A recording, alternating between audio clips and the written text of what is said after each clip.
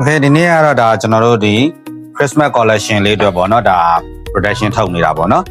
ဒီလိုမျိုးပေါ့နော် production ထုတ်တဲ့နေရာမှာ mass production ရှိတယ် marker production ရှိတယ်နှစ်မျိုးရှိတယ်ပေါ့နော်ဒါဆိုလို့ရှိရင်ကျွန်တော်တို့ခုလုပ်နေကြတော့ mass production ဘက်ကိုနည်းနည်းသွားတယ်ပေါ့နော် mass production ဟိုမှာကျွန်တော်တို့က quantity နဲ့သွားတဲ့ production မဟုတ်ဘူး quality နဲ့သွားတဲ့ production ပေါ့နော် mass production ကကြတော့သူက mass production အစစ်တရားကြ quality နဲ့quantity နဲ့သွားတာပေါ့နော်ဥမာဒီ machine line တွေ factory line တွေပြီး machine အကြီးတွေနောက်ဒီ worker တင်းကြီးတွေ supervisor တွေဘာတွေ level အဆင့်ဆင့်နဲ့သွားပြီးတော့သူကကြတော့cost per item ပေါ့နော်အရန်သက်သာတယ်ပေါ့နော်ဘာလို့ဆိုတော့တစ်ခါညှက်ရင်အထဲဂျာချီထောင်ချီပြီးညှက်လိုက်တယ်ထွက်လာရင်လည်းဥမာဒီ zip ဒီ factory line ကိုပေးလိုက်တယ်ပေါ့နော်ပခုံးတွဲတဲ့လူတာပခုံးဒီ point တစ်ခုတည်းကိုတနေ့ကုန်ထိုင်တွဲရတာအဲ့ဆိုရင်ဒီ point တစ်ခုတည်းကိုအထဲ100အထဲ200အထဲ300တစ်ခါတည်းထွက်တာပေါ့အဲ့ဒါကိုကျွန်တော်တို့ mass production လို့ခေါ်တာအဲ့ mass production ကတော့အထဲတရက်ကိုရာချီပြီးထောင်ချီပြီးထွက်တယ်ပေါ့နော်လူများရင်များဆိုစက်ယုံကြည့်ကြည့်တယ်လို့ဥမာ Zara တို့ H&M တို့ပေါ့နော်ဒီခုစုံပေါ့အဲ့လိုမျိုးတွေ brand တွေရတာ mass production နဲ့ထုတ်တဲ့ဟာတွေပဲအဲ့ဒါကြောင့်မို့လို့လဲဈေးလည်းသက်သာတယ် cost per desk တွေလည်းသက်သာတယ်ပေါ့နော်နောက်marker production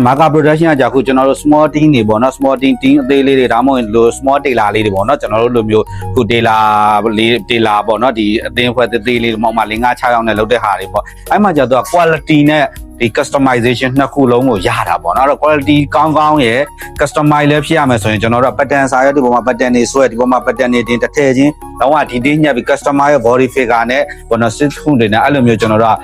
sit hood ဒီနေ့သူ့ရဲ့ဒီကောက်ကြောင်းနေနဲ့ပေါ့ကျွန်တော်တခါတည်းပေါ်ပြီးတော့ညှက်ပြီးတော့ဖန်တီးထုတ်လုပ်တာဖန်တီးချုပ်လုပ်ကြတာပေါ့နော်အဲ့တော့ကျွန်တော်တို့ကတော့ခုဒါလေးကကြတော့ကျွန်တော်တို့ mass production ကိုမှကျွန်တော်တို့ကဒီ marker production နဲ့နှစ်ခုတွဲပြီးတော့ပေါ့နော် quality နဲ့ quantity ပေါ့နော်နှစ်ခုတွဲကျွန်တော်တို့ quality ဘက်ကိုပို့ပြီးတော့သွားတယ် quantity တော့နည်းနည်းပေါ့နော်မှဒါခါညက်မှာ